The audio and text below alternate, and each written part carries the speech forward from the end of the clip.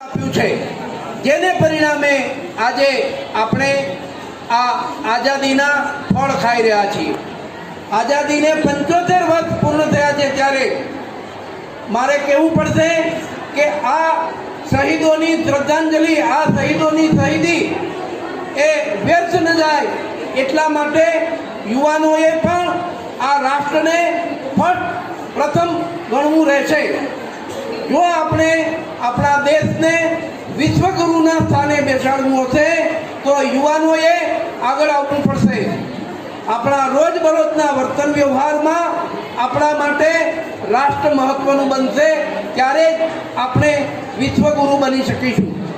આપણે જાણીએ છીએ કે આઝાદીના આ 75 વર્ષ સુધી આજ સુધી કેટલી સરકારો આવીને ગઈ, પણ પ્રથમ વખત શિક્ષણને પ્રાથમિકતા આપીને ન્યૂ એજ્યુકેશન